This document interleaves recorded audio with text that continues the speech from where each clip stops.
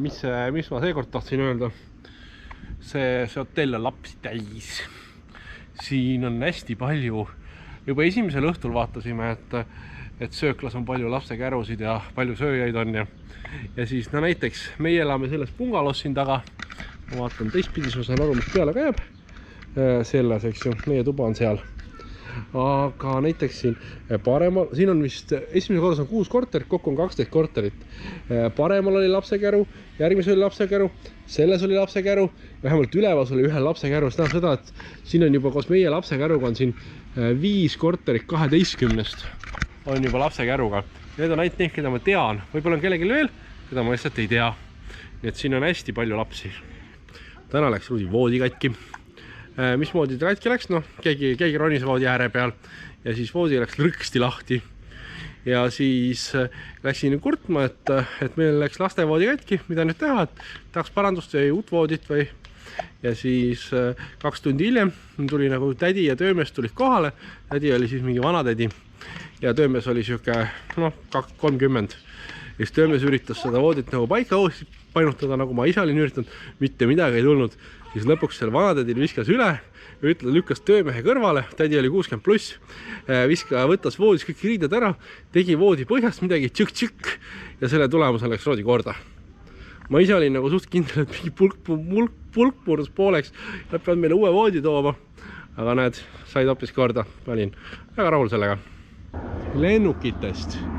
Me oleme 10–15 kilomeetrit lennujaamast ja kogu aeg lendavad lennukid üle. Ja kõigil hetkel taevasse vaadates on näha ka, et praegu punkt seal keskil on lennuk. Ja nad on hästi lähedalt, jube suured. Aga kuna GoPro võtab lai nurgaga, siis seda lennukit on raske näha. Iga mingi, ma ei tea, 10 minuti tagant ja päris öösse välja lendavad. Ma ise olen juba ujumas käinud, ma olen enda üle äärmiselt uhke. Ma ise olen üldse kindel, kas ma jõuan siin ujuma. Aga eile, kui siis me lõuna ajal käisin õues, katsusin käega seda vett, oli hästi soe. Ja siis ma mõtlesin, et ma lähen ujuma. Ja kohe sain vette, ma olin nagu positiivselt üllatunud enda suhtes. Siis ma mõtlesin, et seal juhul ma saan järgmise nädala lõpus vette. Ja siis täna käis Kerli ka juba ujumas. Ennem siia tulekut meil oli mure, et mida Rudi sööb. Sellepärast, et meil on Eestis toite kaasa võetud. Ja kas siin Kreekas on mingid beebipüreesid.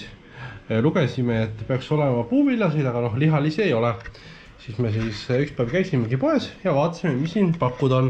Me leidsime mingid Neste püreesid. Need on ikkagi suht analoogsed Eesti omadega. Näiteks tüübipüreedest oli 3 tükki, kõik on puuviljad. 4 puuvilju, banaanõun ja kaer või midagi siukest. Imemiseks täitsa okei. Siis me leidsime ühe selle õuna ja mustika, mis on siis purgis, peab lusikas olema. Aga üks, mida kuulsime, et oli see, et soolaseid püreesid ei ole.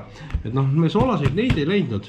Aga samas, kui sa vaatasid purgipüreesid, siis on täiesti analoogsed Eestile need soolased püreed. Näiteks siin on kana ja juurikad. Näeb sama värvi, mis Eestis. Me pole veel lahti teinud. Siin on kana, siin on jälle juurikad ja viil. Ma ei tea, ma arvan, et see on steik.